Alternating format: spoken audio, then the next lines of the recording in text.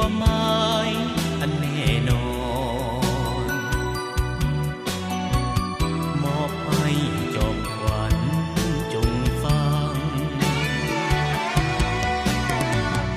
ถ้าหากฟังแล้วจงอย่าน้อยใจจงลืมไปเสียภาพแห่งความหลัง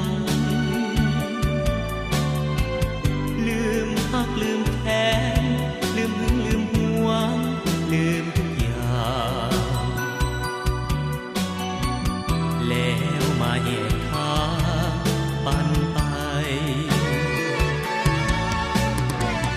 ปล่อยทางให้น้องเลือกคนหาใหม่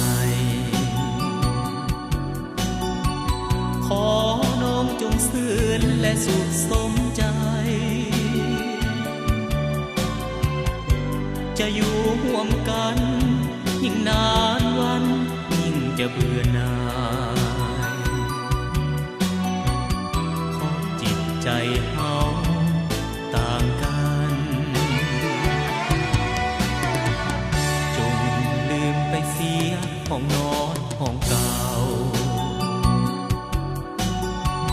ที่สองคนเฮาว่าเป็นสวรรค์ปิดสากเสียทีเกมฮักเกมนี้จงสิ้นกันทางใดเป็นสวรรค์จงเลือกเอา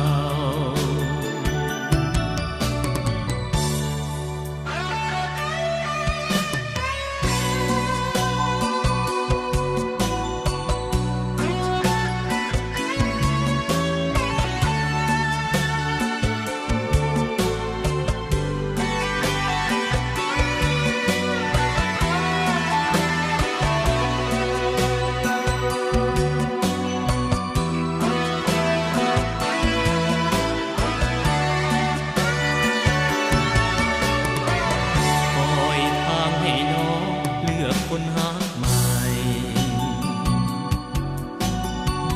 ขอ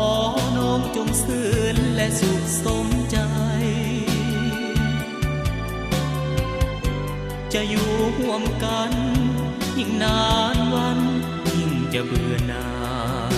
ย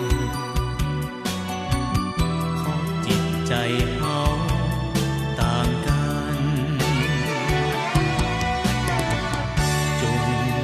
ไปเสียห้องนอนห้องเก่าที่สองคนเฮาว่าเป็นสวรรค์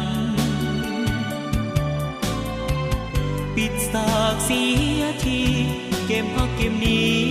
จงสิ้นกันทางใดเป็นสวรรค์